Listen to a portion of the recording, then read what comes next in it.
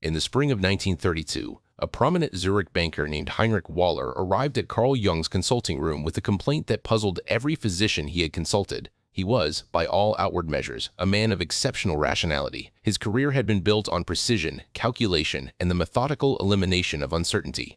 He managed accounts for some of the wealthiest families in Europe. His colleagues described him as cold, reliable, and impossible to rattle. His wife of 20 years described him somewhat differently. She said he was like living with a beautiful machine. The complaint that brought Waller to Jung's door was not professional failure or marital difficulty, though both would soon follow. It was a dream. A single, recurring dream that had been visiting him every night for 3 months. A dream so vivid and emotionally overwhelming that it left him shaking and drenched in sweat each time he woke. In the dream, he stood at the edge of a dark lake at midnight. And then, slowly, a woman rose from the surface. She was not anyone he recognized. She was not his wife, not his mother, not any woman he had ever met. She was luminous, dark-haired, and she looked at him with an expression that combined tenderness, mockery, and something he could only describe as ancient knowing. She never spoke. She simply looked at him. And every time she looked at him, he felt something crack open inside his chest, something he had spent his entire adult life keeping sealed. Jung listened to the dream with the careful attention of a man who had heard similar accounts many times before. He did not reach for a diagnostic manual. Instead, he reached for something else entirely. From a drawer in his desk, he withdrew a deck of tarot cards, a Marseille pattern that he kept for precisely these moments. He spread the 22 major arcana across the table between them and asked Waller a simple question. Which card is she? Waller looked at the cards with the discomfort of a man who considered such things beneath him. But Jung waited patiently, and eventually the banker's eyes moved across the images. He passed over the Empress, paused briefly at the star, then stopped. His hand trembled as he reached for a card and placed it in front of Jung. It was the High Priestess. The veiled woman seated between two pillars, a crescent moon at her feet, a scroll of hidden knowledge in her hands. Jung nodded slowly. He had expected this card, or one very like it. What Waller was experiencing, Jung explained, was not a dream about a woman. It was a dream about a part of himself that he had never met. The woman in the lake was what Jung called the anima, the feminine aspect of the male psyche, the carrier of everything that a man's conscious identity had excluded. Emotion, intuition, receptivity, the capacity for surrender, the wisdom that came not from calculation, but from feeling. The High Priestess was her tarot face, the archetype of hidden knowledge and the deep feminine that existed within every man, whether he acknowledged her or not. Waller was skeptical. He was a banker, not a mystic. The idea that he carried a feminine figure within his own psyche struck him as absurd. But the dreams continued, and they were getting worse. The woman in the lake was no longer simply looking at him. She was beginning to speak. And what she said, in a voice that seemed to come from beneath the water itself, terrified him far more than her silence ever had. Jung had been developing his theory of the anima and animus for over a decade by this point. The core idea was deceptively simple, yet psychologically revolutionary. Every person, Jung proposed, carried within their unconscious mind a figure of the opposite gender. In men, this figure was the anima, a feminine presence that represented all the qualities the man had rejected or never developed in his conscious personality. In women, the corresponding figure was the animus, a masculine presence that carried the woman's undeveloped rationality, assertiveness, and capacity for independent thought and action. These were not abstract concepts. They were experienced as real presences within the psyche, appearing in dreams, in fantasies, in the sudden irrational attractions and repulsions that people felt toward others. The anima and animus were, Jung argued, among the most powerful and most dangerous archetypes in the entire psychological landscape. When unrecognized, they operated from the shadows, sabotaging relationships, distorting perceptions, and creating patterns of compulsive behavior that the conscious mind could neither understand nor control. The tarot, Jung discovered, provided an extraordinarily precise vocabulary for understanding these inner figures and the stages through which they developed. The major arcana contained not one but several cards that corresponded to different aspects and developmental stages of both the anima and the animus. Understanding this correspondence would prove to be one of the most therapeutically powerful applications of the tarot that Jung and his followers ever developed. The anima, as Jung mapped it, developed through 4 distinct stages, each corresponding to a different archetypal image in the tarot. The first stage was what Jung called Eve, the anima as purely biological, instinctual, and connected to the body and to physical desire. In the tarot, this stage corresponded to aspects of the Empress, the archetype of fertility, sensuality, and the raw creative power of nature, A man at this stage of animal development related to the feminine primarily through physical attraction and biological need. He saw women as objects of desire or maternal figures, not as full human beings with their own complexity and depth. The second stage was Helen, named after Helen of Troy, the anima, as an object of romantic idealization. At this stage, the man began to project aesthetic and romantic qualities onto women, seeing them as sources of beauty, inspiration, and emotional fulfillment. In the tarot, this stage corresponded to the star, the archetype of hope, beauty, and the distant ideal that draws one forward. A man at the Helen stage could appreciate a woman's beauty and emotional depth, but he still experienced the feminine primarily as something external, something to be admired and possessed rather than understood. The third stage was Mary, the anima, as spiritual guide and moral authority. At this stage, the feminine was elevated to the level of virtue, devotion, and sacred love. The tarot correspondence here was the high priestess, the keeper of hidden wisdom, the guardian of mysteries that could not be accessed through rational means alone. A man at the Mary stage began to recognize that the feminine represented a form of knowledge and wisdom that was different from but equal to his own rational understanding. The fourth and final stage was Sophia, the anima as divine wisdom itself, the feminine face of God, the principle of wholeness that united all opposites. In the tarot, this corresponded to the World card, the final card of the major arcana, depicting a dancing figure surrounded by a laurel wreath, the four elements balanced and integrated. A man who reached the Sophia stage had fully integrated his anima. He no longer projected feminine qualities onto external women. Instead, he had developed these qualities within himself, achieving a psychological wholeness that transcended the division between masculine and feminine. Jung returned to these stages as he worked with Heinrich Waller over the following months. The banker's case proved to be a textbook illustration of what happened when the anima was completely suppressed. Waller had been raised by a father who considered emotion a weakness and intuition a form of irrationality. He had been taught that the masculine virtues of logic, control, discipline, and emotional restraint were the only qualities worth developing. He had learned these lessons so thoroughly that by adulthood he had constructed a personality that was almost entirely devoid of feeling, intuition, or any connection to the inner world. His anima, starved of conscious attention for decades, had grown in the unconscious like a root system beneath concrete. She had found no healthy outlet, no conscious acknowledgement, no space in which to develop. And so she had begun to appear in the only channel available to her, dreams. The woman in the lake was his own unlived emotional life, his own suppressed capacity for feeling and intuition, rising to the surface because she could no longer be contained below. Jung used the tarot cards as landmarks in their therapeutic journey.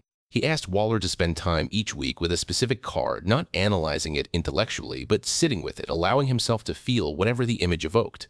They began with the Empress, the most basic expression of the feminine principle.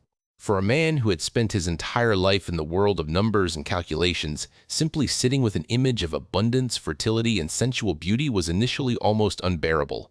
Waller reported feeling anxious, restless, and strangely angry during his first encounters with the Empress card. Jung explained that the anger was a defense. The Empress represented everything Waller's conscious personality had been constructed to reject. Encountering her, even in the form of an image on a card, activated the psychological defenses that had kept his anima imprisoned for decades. The anger was not directed at the card. It was directed at the threat the card represented. The possibility that everything Waller had built his identity upon, his rationality, his emotional control, his mechanical precision, might be only half of what he was. As weeks passed, Waller's relationship with the Empress card began to shift. The anger gave way to curiosity, and the curiosity gave way to something he had difficulty naming. He began to notice things he had never noticed before. The way light fell through the window of his office in the late afternoon, the sound of his wife's voice when she spoke to their children, the smell of bread from the bakery he passed every morning on his way to work. These were not new sensations. They had always been there. But Waller had never allowed himself to register them, because registering them would have required a mode of perception that his conscious personality had been trained to suppress. The transition from the Empress to the High Priestess marked a deeper phase of the work. If the Empress represented the anima as sensory and embodied experience, the High Priestess represented the anima as intuitive knowing, as access to forms of understanding that could not be reached through rational analysis. Jung asked Waller to begin keeping a dream journal, recording not only the content of his dreams, but the feelings that accompanied them. The results were remarkable. Once Waller began paying attention to his dreams with genuine interest rather than dismissive rationality, the woman in the lake began to change. She was no longer simply looking at him. She began to guide him through the dream landscape, leading him to places and showing him things that his waking mind would never have conceived. In one dream, she led him to an underground library filled with books written in languages he could not read but somehow understood. In another, she took him to a garden where flowers bloomed in mathematical patterns of extraordinary beauty, as if the precision he valued in his waking life and the beauty he had always rejected had been secretly married all along. Jung recognized in these dreams the emergence of the third stage of anima development, the transition from Helen to Mary, from the feminine as aesthetic ideal to the feminine as spiritual guide. The underground library was a powerful symbol of the high priestess's domain, hidden knowledge, wisdom that existed beyond the reach of conscious reason, truths that could only be accessed through the kind of receptive, intuitive awareness that Waller had spent his entire life denying. The most transformative moment in Waller's therapy came during a session in which Jung laid out the Lover's card and asked the banker to describe what he saw. The Lovers, card 6 of the Major Arcana, depicted a man standing between two women, one representing virtue and the other representing desire, while an angel hovered above. But Jung's interpretation went far deeper than the surface imagery suggested. The Lover's card, Jung explained, was not fundamentally about romantic love or even about choice between two external women. It was about the moment when a person first recognized that they were not a single, unified self, but a being divided between conscious and unconscious, between persona and shadow, between the masculine identity they had constructed and the feminine presence they had suppressed. The Lovers represented the critical moment of choice. Would the person continue to live as half of themselves, or would they accept the terrifying invitation to become whole? For Waller, this card crystallized everything the therapy had been building toward. He sat with the image for a long time, and when he finally spoke, his voice was different. Quieter, less controlled. He said that he had spent his entire life believing that strength meant being one thing completely, being rational, being controlled, being precise. He had never considered the possibility that true strength might mean being two things at once, being rational and feeling, being controlled and spontaneous, being precise and intuitive. The Lover's card showed him that wholeness was not the absence of contradiction, but the embrace of it. While Waller's case illustrated the male encounter with the anima, Jung's investigation into the animus, the masculine figure within the female psyche, followed parallel but distinctly different patterns. The animus, Jung observed, manifested differently from the anima because the qualities it carried were different. Where the anima carried feeling, intuition, and receptivity into the male psyche, the animus carried conviction, assertion, analytical thinking, and the capacity for independent action into the female psyche. A case that proved central to Jung's understanding of the animus involved a woman named Elizabeth, a talented painter who had been unable to complete any significant work for nearly a decade. She was technically skilled, emotionally sensitive, and deeply connected to her creative vision. Yet every time she approached a canvas with serious intent, an inner voice would intervene. The voice was harsh, critical, and absolute in its judgments. It told her that her work was derivative, that she had nothing original to say, that she was wasting her time pretending to be an artist when she should be fulfilling her duties as a wife and mother. The voice was so authoritative and so relentless that Elizabeth had gradually surrendered to it, abandoning her art and settling into a life that satisfied everyone around her except herself. Jung recognized the voice immediately as the animus in its negative, undeveloped form. When the masculine principle within a woman was not consciously integrated, it often manifested as an inner critic of devastating power. Unlike the anima, which tended to appear as a mood or a feeling, the animus appeared as a voice, as opinions, as seemingly rational arguments that carried the force of absolute truth. The undeveloped animus did not seduce, it pronounced. It did not invite, it judged. And because its pronouncements carried the weight of the masculine principle of authority, they were extraordinarily difficult to resist. Jung used the tarot to help Elizabeth identify and understand this inner figure. When he asked her which card represented the voice she heard, she immediately pointed to the Emperor. The Emperor sat on his throne, rigid, authoritative, imposing order on the world through sheer force of will. This was the animus as tyrant, the masculine principle in its most one-dimensional and oppressive form. The Emperor, without the balancing influence of the Empress, was not a wise ruler, but a dictator, crushing creativity, spontaneity, and emotional truth under the weight of his demands for order, productivity, and conformity. But Jung did not simply ask Elizabeth to reject the Emperor. That would have been to make the same mistake from the opposite direction, to suppress the masculine principle, just as her conscious personality had been suppressed by it. Instead, he laid out a sequence of cards that showed the masculine principle in its full range of expression. The magician, who used his power not to dominate but to create. The hierophant, who used his authority not to silence but to teach. The chariot, which channeled masculine energy not into oppression but into purposeful movement. the hermit who expressed masculine independence not through isolation from feeling, but through the solitary pursuit of inner truth. Elizabeth began to understand that the voice she had been hearing was not the masculine principle itself, but a distorted, undeveloped version of it. The animus in its healthy form was not a critic, but an ally, not a voice that silenced her creativity, but one that gave her the conviction, the discipline, and the intellectual clarity to pursue her artistic vision with full commitment. The problem was not that she had a masculine dimension to her psyche. The problem was that this dimension had never been consciously developed, and so it operated from the shadows in its most primitive and destructive form. The therapeutic work with Elizabeth followed a progression through the tarot cards that represented increasingly mature expressions of the masculine principle. She began with the magician, learning to reclaim her own capacity for conscious intention and directed will. Rather than experiencing willpower as something imposed on her from the outside, she began to develop it as an internal resource. She set schedules for her painting. She committed to working at specific times regardless of whether she felt inspired. She learned to make decisions about her art and stand behind them. The transition to the Hierophant stage involved learning to engage with the traditions and techniques of her craft without being enslaved by them. Elizabeth had oscillated between two extremes: total submission to the critical voice that told her she had nothing original to say, and total rejection of all external guidance and tradition.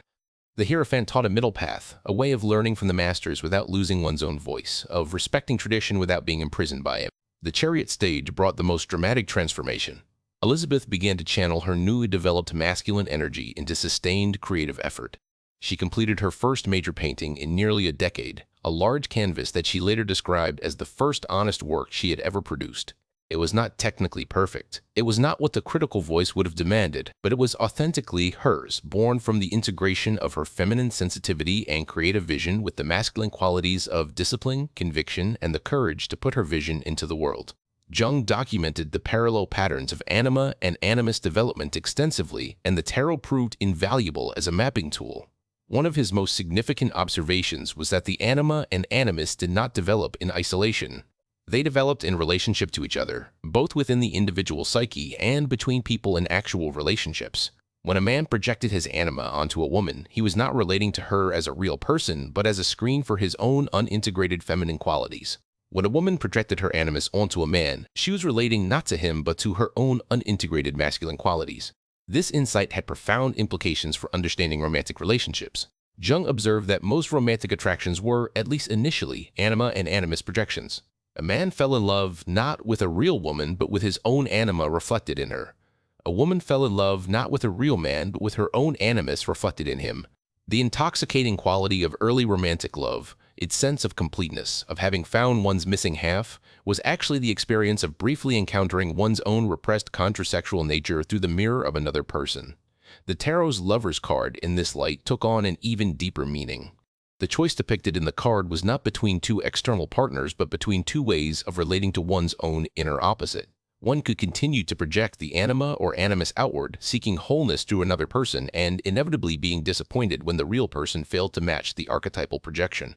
Or one could begin the far more difficult work of withdrawing the projection and developing the contrasexual qualities within oneself. The first path led to an endless cycle of idealization and disillusionment in relationships. The second path led to genuine psychological wholeness and the capacity for authentic, non-projective love.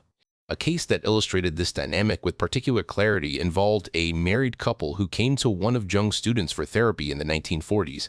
The husband was a quiet, intellectual man who had married a vibrant, emotionally expressive woman. In the early years of their marriage, each had found in the other exactly what they lacked in themselves. He was drawn to her warmth, her spontaneity, her emotional vitality. She was drawn to his stability, his intellectual depth, his calm rationality. They felt complete together. But as the years passed, the dynamic had curdled. The qualities that had initially attracted them to each other had become sources of resentment. He now saw her emotionality as irrational and exhausting. She now saw his rationality as cold and dismissive. Each blamed the other for the growing distance between them. Neither recognized that what they resented in their partner was actually their own unlived potential, their own undeveloped anima or animus, projected outward and then rejected. The therapist laid out the tarot cards and asked each partner to select the card that represented what they most valued in themselves and the card that represented what most disturbed them about their partner. The husband selected the hermit for himself, the solitary seeker of truth through reason and introspection. For his wife, he selected the moon, with its ambiguity, its howling creatures, its uncertain light. The wife selected the Empress for herself, the abundant, nurturing, emotionally generous mother. For her husband, she selected the Emperor, rigid on his throne, imposing order without warmth. The therapist then made a simple but devastating observation. She pointed out that the cards each partner had selected for the other were, in Jungian terms, the cards that represented their own unintegrated anima or animus. The husband's rejection of the moon, of ambiguity, emotion, and the unconscious, was actually a rejection of his own undeveloped anima. The wife's resentment of the emperor, of cold authority and rigid structure, was actually a resentment of her own undeveloped animus. Each was fighting their own shadow in the mirror of their partner. The therapeutic work that followed used the tarot cards as anchoring points for a process of mutual recognition and individual development. The husband was asked to spend time with the moon card, not analyzing it, but sitting with it, allowing whatever feelings arose to exist without judgment. This was excruciating for a man whose entire identity was built on rational control. But gradually, he began to discover within himself a capacity for feeling and intuition that he had never known existed. He began to dream more vividly. He noticed emotional subtleties in his interactions with others. He began to understand, not intellectually but experientially, that his wife's emotional expressiveness was not irrationality, but a different and equally valid form of intelligence. The wife, meanwhile, was asked to work with the Emperor card, exploring her own capacity for structure, discipline, and assertion. She had always experienced these qualities as threatening because in her experience they had been associated with domination and emotional coldness. But as she sat with the Emperor, she began to discover that structure and discipline could serve creativity and emotional expression rather than suppressing them. She began to set boundaries in her relationships, something she had never done before. She started a project that required sustained, organized effort. She discovered that her own masculine qualities, when consciously developed, did not diminish her femininity, but enhanced it. As both partners developed their own contrasexual qualities, something remarkable happened to their relationship. The projections that had sustained both their initial attraction and their later resentment began to dissolve. The husband no longer needed his wife to carry his emotional life for him because he was developing his own capacity for feeling. The wife no longer needed her husband to provide all the structure and rational stability in their lives because she was developing these qualities within herself. They began to see each other not as carriers of their own projections, but as real, complex, whole human beings. Their love, which had nearly died under the weight of mutual projection and resentment, was reborn on a new foundation, one built not on need, but on genuine recognition and appreciation of the other as they actually were. Jung's investigation into the anima and animus through the tarot revealed several principles that would become central to his psychological theory. The first was the principle of compensation. The unconscious, Jung observed, always moved to compensate for the one-sidedness of conscious identity. The more rigidly a man identified with masculine qualities, the more powerfully his anima developed in the unconscious. The more completely a woman suppressed her masculine qualities, the more forcefully her animus asserted itself from the shadows. The tarot depicted this principle through the balance of masculine and feminine cards throughout the major arcana. A constant alternation between yang and yin energies that suggested wholeness required the integration of both. The second principle was projection. The unintegrated anima or animus was always projected outward onto real people in the individual's life. This projection was not a choice, but an automatic psychological mechanism. Whatever remained unconscious within the psyche would be experienced as if it existed outside the psyche, in the external world. The tarot's depiction of figures encountering each other throughout the major arcana, the fool meeting the magician, the lover standing between two figures, the chariot driver commanding two sphinxes, illustrated this ongoing dialogue between conscious and unconscious, between the self one knew and the self one projected onto others. The third principle was developmental necessity. The encounter with the anima or animus was not optional. It was a necessary stage in the process of becoming a complete human being. A man who never integrated his anima would remain emotionally stunted, unable to access the full range of human experience, condemned to project his need for feeling and intuition onto the women in his life. A woman who never integrated her animus would remain unable to fully claim her own authority, intellect, and capacity for independent action, condemned to project these qualities onto the men around her. The tarot depicted this necessity through the sequential structure of the major arcana, in which no card could be skipped and each stage had to be completed before the next could begin. The investigation also revealed something unexpected about the relationship between the anima, the animus, and creativity. Jung observed that many of the most creatively productive individuals he studied had achieved an unusual degree of integration between their masculine and feminine qualities. Male artists who produced the most emotionally resonant work often had highly developed animas, Female scientists who made the most original intellectual contributions often had well-integrated animuses. The creative act itself seemed to require the cooperation of both masculine and feminine principles. The masculine capacity for focused intention, discipline, and structural thinking, combined with the feminine capacity for receptivity, emotional depth, and intuitive connection to the unconscious. The tarot's magician, Jung noted, embodied this creative integration perfectly. One hand pointed toward heaven, the realm of conscious intention and masculine will. The other pointed toward earth, the realm of embodied experience and feminine receptivity. The magician was powerful not because he was purely masculine, but because he had learned to channel both energies simultaneously. He was the archetype not of masculine dominance, but of masculine-feminine integration in the service of conscious creation. The legacy of Jung's anima-animus investigation through the tarot continues to influence how therapists, artists, and individuals understand the dynamics of gender, relationship, and psychological wholeness. The insight that every person carries within them the qualities of both genders, and that psychological health depends on integrating rather than suppressing the contrasexual dimension, remains one of the most powerful and most challenging ideas in modern psychology. The tarot continues to serve as one of the most effective tools for this work, not because the cards contain magical properties, but because they provide a comprehensive visual vocabulary for experiences that are otherwise difficult to articulate. When a man looks at the High Priestess and feels a stirring of recognition, he is encountering his own anima. When a woman looks at the magician and feels a surge of possibility, she is meeting her own animus. These encounters, facilitated by the symbolic language of the cards, are the beginning of a process that can transform not only the individual, but every relationship the individual enters into. The banker Heinrich Waller, who had arrived at Jung's office as a beautiful machine, left therapy 2 years later as something far more complex and far more human. He did not abandon his rationality or his professional skills. He did not become a mystic or a poet. But he had opened a door within himself that he had not known existed, and through that door he discovered an entire dimension of his own being that had been waiting, like the woman in the lake, for the moment when he would finally turn his gaze inward and see her looking back at him with ancient knowing eyes. His wife, when asked years later what had changed, said something simple that captured the essence of the entire investigation. He learned to listen. Not to me, though that happened too. He learned to listen to something inside himself that he had been ignoring his whole life. And once he started listening, everything changed. The High Priestess sits between her two pillars, the scroll of hidden knowledge in her hands, the crescent moon at her feet. She has been waiting there since the cards were first painted, waiting for anyone with the courage to sit across from her and meet her gaze. She does not speak loudly. She does not demand attention. She simply waits, as the anima always waits, as the animus always waits, for the moment when the conscious mind finally admits that it is only half of what it could be and turns toward the other half with willingness instead of fear.